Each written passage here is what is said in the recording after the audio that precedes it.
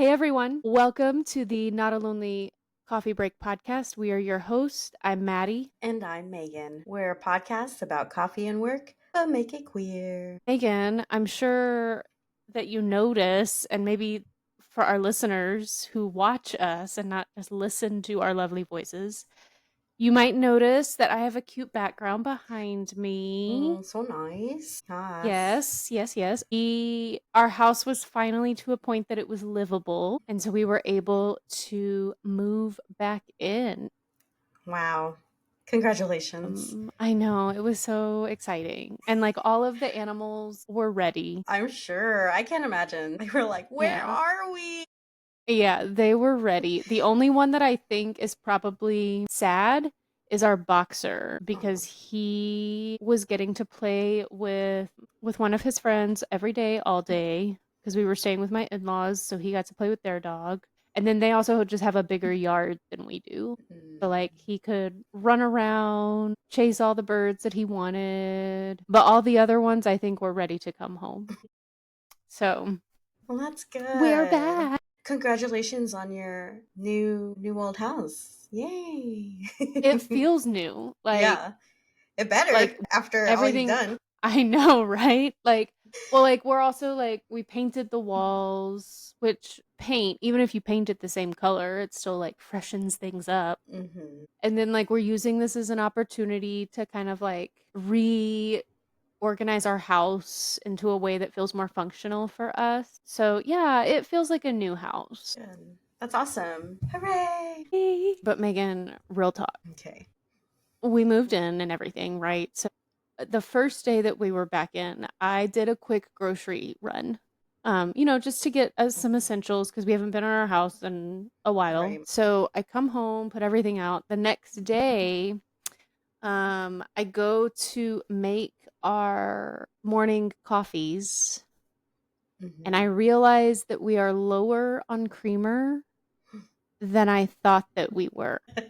So my wife and I, we ran out of, and like we kept saying, we'll just swing by and get it. We'll swing by and get it. And she actually did a grocery run that following day, and creamer was on the list. Uh-huh. And literally, I think that she bought everything not on the list and did No. not buy the creamer. And Oh. so we were like, no. And so we just kept saying, okay, we'll just go grab some tomorrow. Like, it's fine. It's fine. But then we had a holiday weekend. So the day that we officially sort of ran out of creamer, well, Saturday was an iffy day. We had Mm-hmm. like a little bit, but not enough to You're satisfy. rationing out your We creamers? were rationing out my creamer. So then Sunday was the day that we officially ran out of creamer, and it was tough. It But we wasn't. couldn't go to the store and pick any up because it was Easter Yeah. Sunday. Yeah. So then Monday, the following day, we did a grocery pickup so that way we could go get it. I But like hope. Oh no.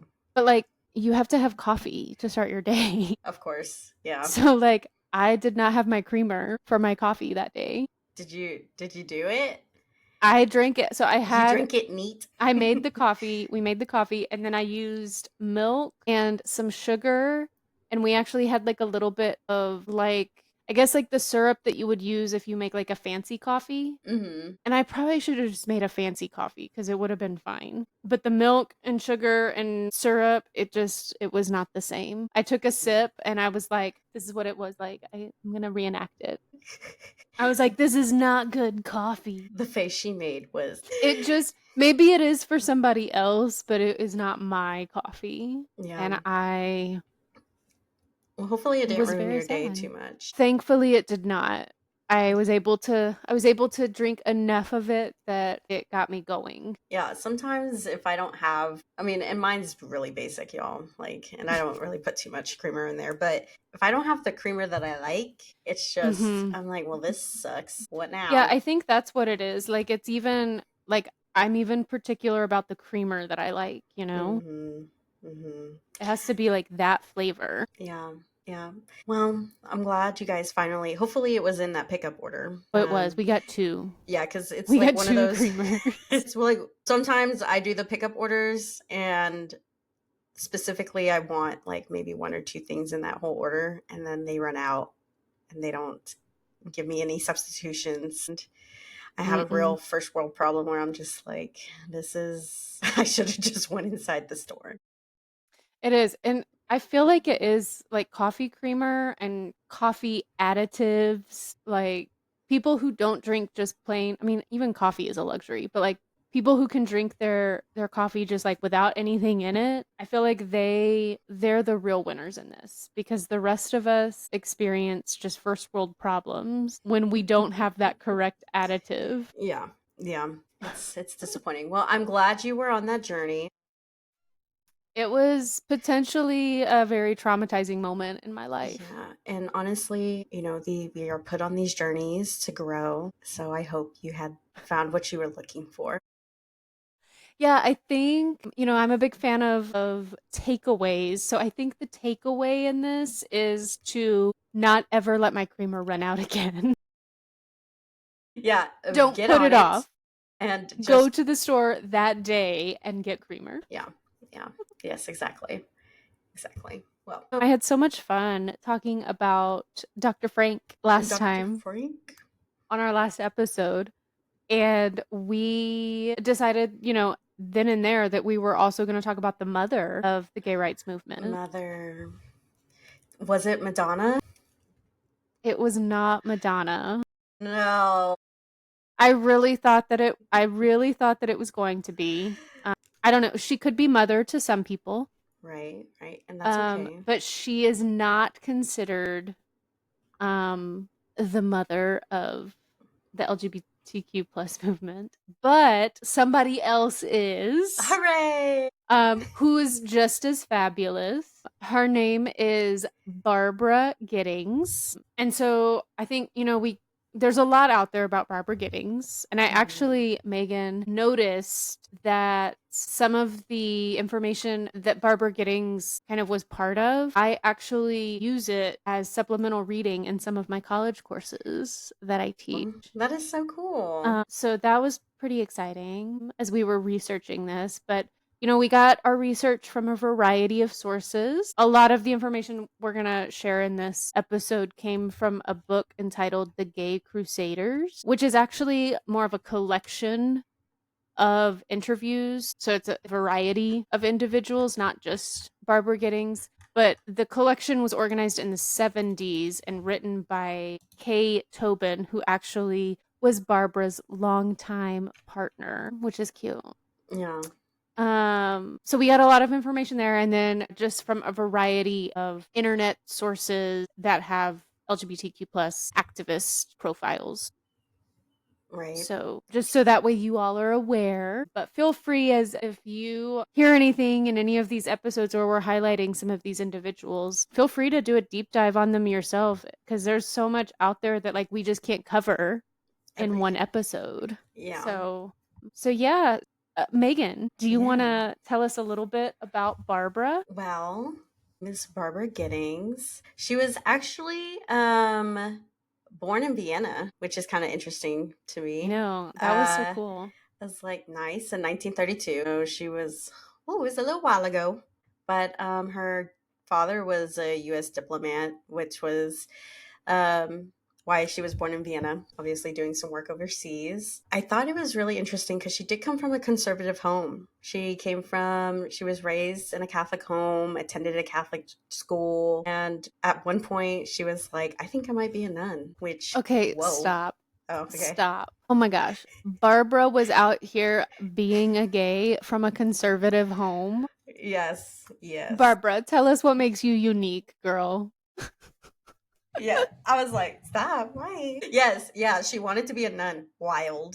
Okay, cute. But I'm glad she didn't go that direction because where would we be without her? And, she ended up going to school. She was a theater major. So I think, What? yeah, so theater major, super cool. But she really started to find and then identify her sexuality when she started going to school. She was like, okay, started finding people attractive or women attractive, but she didn't really like it wasn't like a light bulb, hey, this is the direction I'm gonna take. Mhm. A quote from her was, one of the prime reasons that she was active, or I'm active, in her words, in the gay liberation is to see that younger gays don't have to go through the troubles I had when I was coming out. Mhm. So I think a lot of her younger years, she was going through it like many of us and was just trying to find where she fit in. I think, especially because when she was in college, I mean, that was like in the 50s. Yes, gay people have been out here since the beginning of time, but obviously society has not let everyone Gay come people have out. been here? Y'all, we have been here, as in What? y'all. She didn't, so she was kind of in and out. She actually didn't graduate college immediately, but she always knew, like, hey, there's a part of me that I've always been kind of looking for. And she started going to bookstores because she had a love for reading, always did, always have. And that was a way for her to kind of explore her identity, her sexuality, was because she was like, well, I'm going to go look for some homosexuality fiction, because yes, it was out there. Mhm. Literature was really a part of her journey. And as we go through this, I think we'll really find that writing and literature was Mhm. a cornerstone in what created her identity, and how she was able to get out and become an activist. Mhm. But eventually she started hitchhiking and started finding bars in New York, which is scary, but okay, good for you.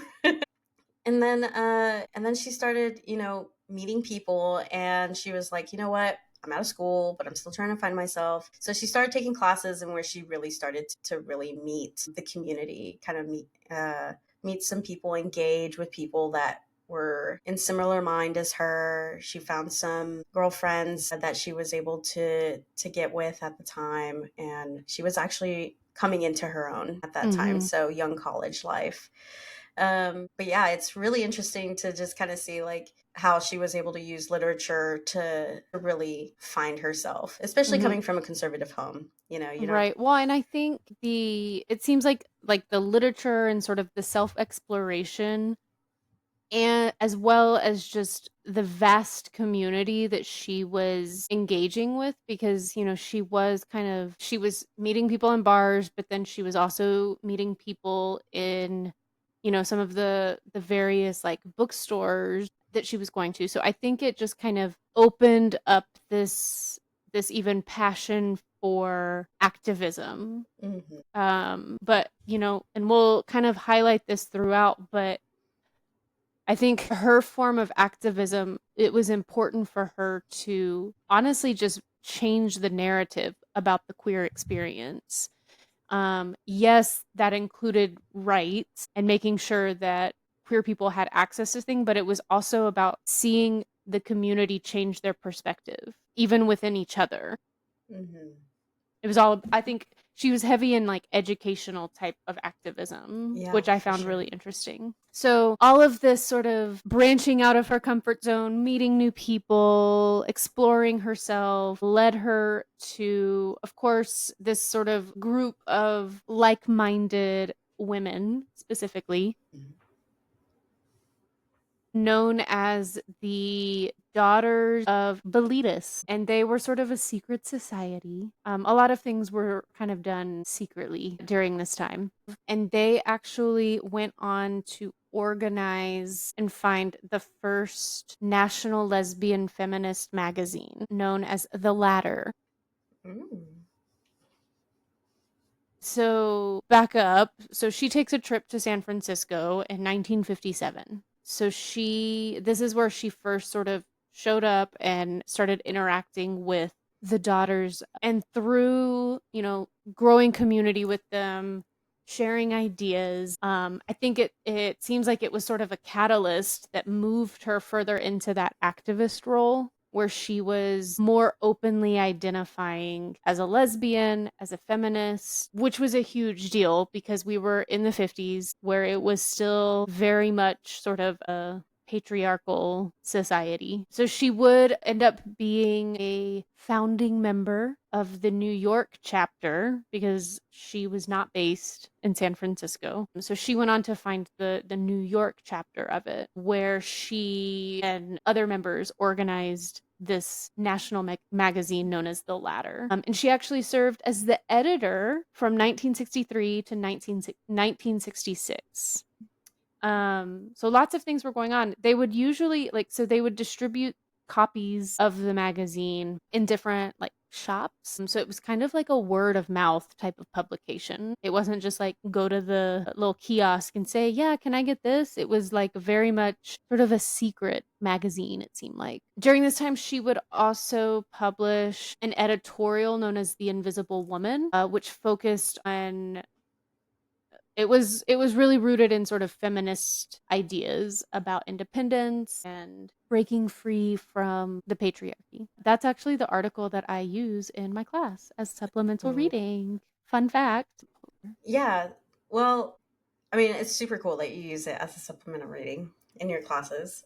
Did a lot of work with the latter, ended up, writing editorials, did a lot of editing. And then she was eventually kicked out of the organization because of some radical activism. Didn't agree with some of the things that the organization was heading, which happens to some. But that didn't stop her journey. She actually ended up meeting one of our besties. You may know him if you guys have been paying attention, but the one and only Dr. Frank Kameny with the Mattachine Society. Excuse me if I messed that up, but and the work that he was doing, especially a lot of the stuff that we had talked about in last episode. So they actually ended up getting teamed up, Dr. Frank and Barbara, and providing personal counsel to gay men who had their security clearances revoked. A lot of the stuff that Dr. Frank had worked on especially when he was going through what he was going through and the discrimination that was happening in federal positions in the government. So she helped a lot with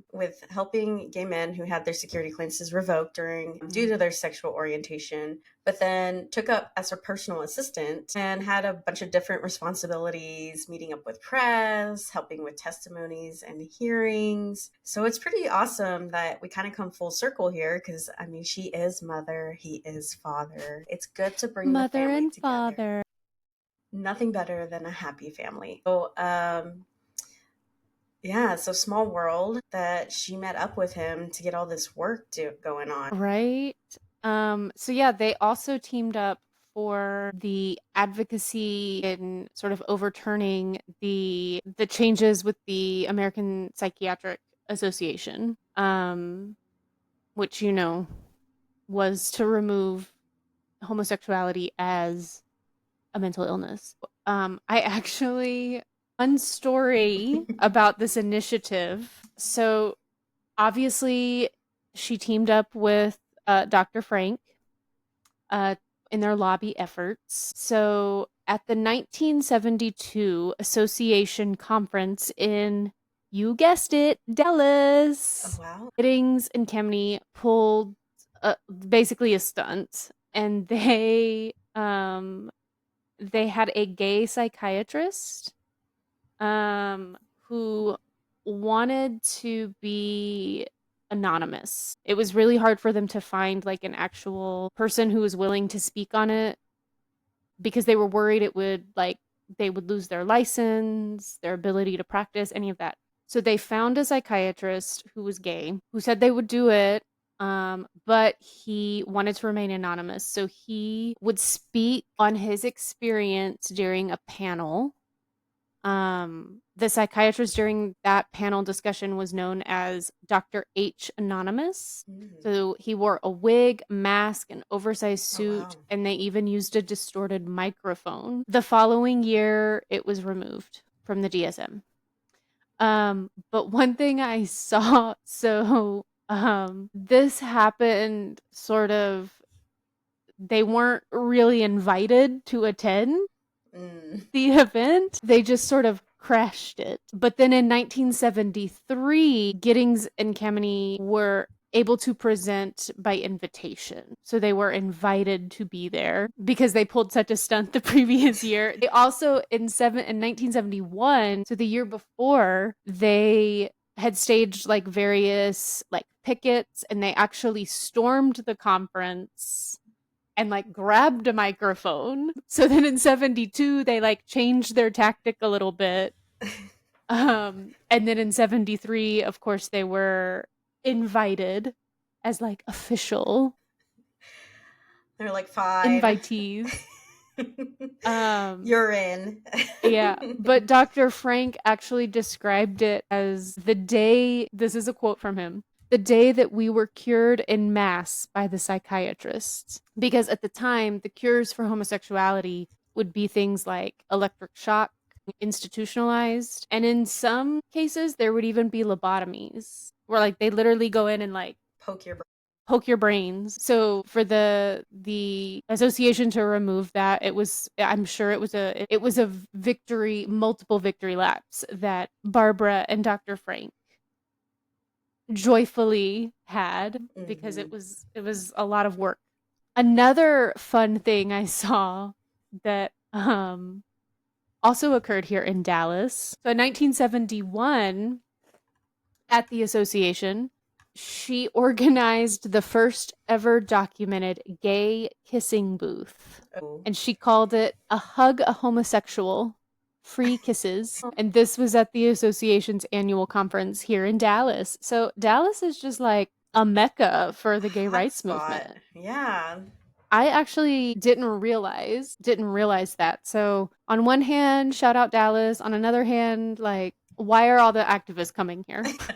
I love that though. Hug a homosexual, free kisses. Free kisses. So yeah, I saw that sort of account of their efforts, and I thought it was really cool. So anyway, Dr. Frank, Barbara, they worked together on a lot of different things to really, bring the gay liberation, bring it to the front, because gay and lesbian people didn't want to be confined by the heterosexual normatives that our society has. So in the 70s, she really ramped up her activism, and she joined the first gay caucus, which is called the American Library Association. So bringing back in her passion for literature, she joined that caucus. And then there was also kind of a task force for gay liberation. So within there was like an extra piece, but she was able, this would allow her to be able to focus on placing positive information about homosexuality, gay people, the queer experience in libraries. So her and this task force actually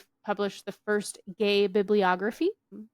And then they would go on to publish a history of the group that was called Gays in Library Land. And that was actually in 1990. So she led the task force from 71 to 1986, but then she still stayed pretty involved in what they're doing. But I'm just loving all the names of these things that she was prominent in. I know. Gays in library land. Like, get it? Like, that should Or, definitely be. as my shirt says today, Sounds gay. I'm in. sounds gay, I'm in.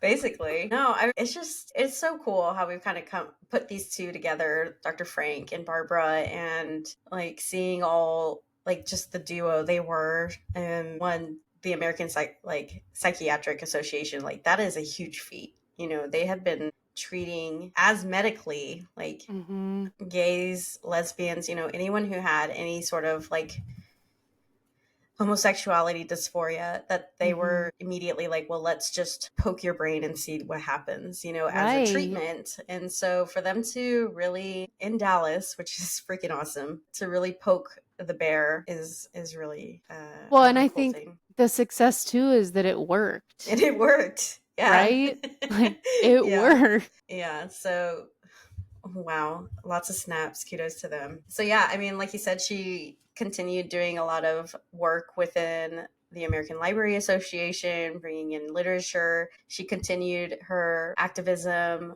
working with the Gay Rights National Lobby for the Human Rights Campaign. And she would just continue this for decades, and nights. So if you think about it, I mean, that's 30, 40 years Mhm. of activism. And just to think that that all started off with just her finding her identity and herself within Mhm. literature, right? And just kind of like Right, yeah. really looking into it. Mhm. So I'm just amazed by them, Yeah. honestly. Well, and one thing that I think also kind of stood out to me just about Barbara's story, um, this was also a time, and we've talked about this actually in a really early episode, like throwback, early episode. We're to the point now that we have early episodes, Megan. I know, so cute. But no, we talked a little bit about this in one of our early episodes, because early on in the gay rights movement and sort of gay liberation things, there was still sort of a divide. There was sort of gays, lesbians, and many activists were sort of working within their own silos. And then in the middle, you kind of have feminism. Hmm.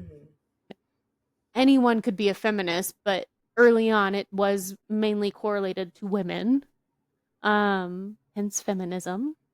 But so in the middle of this were lesbians, where they were sort of experiencing some discrimination in the general women's liberation movement. And then also they were experiencing some misogyny within the gay rights movement, because some efforts were focused mainly on gay men. So in the 70s, there were some tensions between lesbians and gay men, where many lesbians sort of favored more of this idea of separate, like we need to focus on ourselves. But Gittings actually never shared that idea. She was very much about, and her partner as well, she was very much about like, no, we're all a community. Like gay men, lesbian women, we're all part of this same rainbow community. And so she never moved towards that idea of keeping things separate, because they believed that the struggle for gay rights would only be successful if everyone had a united front, Hmm. and it was a united effort, um, for both sides. And so I think it was just, it was a great, I don't know, as I was reading and learning a little bit more about her, I thought it was a great reminder that, like, yeah, it's a unified front. We all are advocating for each other. We're We working can towards all the have, same goal. yeah, we all have the same goal in having our queer experience acknowledged. Exactly. And so, yeah, I think it was just kind of that reminder for that. But also, she was here for everyone. Yeah. I mean, she was an organizer, you know? She, Hmm. from what I'm seeing, is like she was the one with just like, hey, a little bit of this, a little bit of that, let's do this, you know? And just really bringing people together, really being the glue, it seems like, putting all these things together. You know, I think also a really cool thing that she did was she was highlighted in this documentary called Gay Pioneers, and it was co-produced by WHYY and PBS and the Equality Forum. She also got the 2001 Free Library of Philadelphia established with the Gittings collection. Super cool, you have a collection named after you, of gay and lesbian materials Hmm. in its independent branch, which she totally deserves. It holds 1,500 items and is the second largest assemblage of its kind in a public library. So we need to keep an eye on that and make sure that's safe. Yeah, I was just actually thinking about that. Jeez Louise. And if it's not, I will find it a new home. But In my house. in my house, and everyone's welcome. No, but towards the end of her life, you know, 2001, the 50s to 2001. Geez, okay. So she did spend all of her life in activism, bringing people together. She Hmm. did make her last appearance with the release of Different Daughters, a history of the Daughters of Bilitis and the rise of the lesbian rights movement by Marcia Gallo.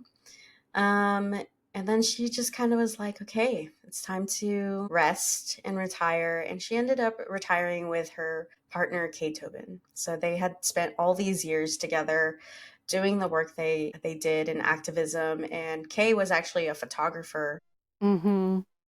And so Kay actually has a lot of archived photos of all the work that was done during the gay rights movement, that things that Barbara was involved with. So I actually downloaded a book on Kindle and was looking through the photos because it's just it's really grounding, honestly, to see all the work that was done. And these are real people that fought a hard fight, and we're here to continue the fight, honestly. So, but she ended up passing away in 2007 after a fight with breast cancer. But, I think all the work she's done, the print she's left on this earth is here for a while. So She thank definitely you. has a legacy. Yes, thank you, Mama. Thank you. We couldn't have done Thank it you, without you. Mother. Thank you, Mother.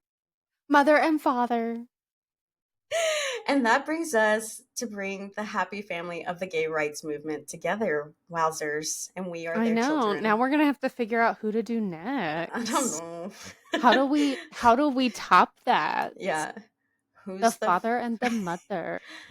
who's the firstborn? The Who's first next? who's their love child. Who's the love child? I need to know. Oh my goodness. No, her story was really fascinating. And seeing all the stuff all the work she did about making sure that basically there was representation in libraries. Mm, I would be curious to know, like, how she would go about tackling sort of next steps with all of the banned books yeah. and initiatives to continue banning books and removing books from public spaces. I'm sure there's an interview with her somewhere talking about it. We Mm-hmm. just need to dig it up because, Yeah. yeah, I'm sure there's some nuggets that we could definitely use as some motivators. Mm-hmm. But yeah, that's kind of something I was just reflecting on, is like, what would she do? Speak to me, please. Tell us, Barbara. How can I add more banned books to my collection? Right? And it makes me think of our friend that we had on in our earlier episodes with Do Good Books. You Yeah. know, Shout out Alyssa. yes, if you guys don't know, Do Good Books, yes, she always has topics and readings on some banned books, a lot of Yeah, books she that are being does. banned right now. So, but yeah, that's who it made me think of and all the work she's doing. No, for sure. I think Barbara would have really appreciated our friend at Do Good I think Books, so too. just like we do. But anyway, that was a great chat today, but I am out of coffee, Yeah, I'm pretty dry. which, it means it's our cue to wrap up. But thank you, everyone who joined us today. If you haven't already, please, please, please make sure you hit that subscribe button so that you can become an official subscriber. Upcoming events: Pride, June 14th.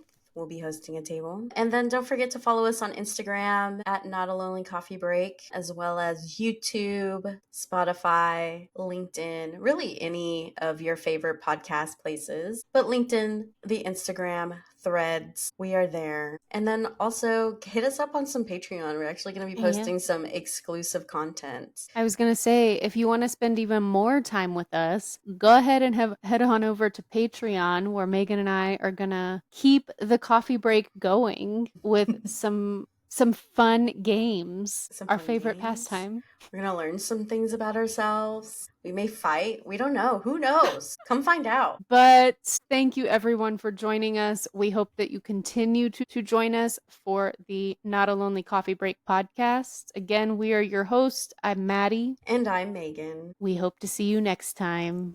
Cheers, Cheers, queer. queer.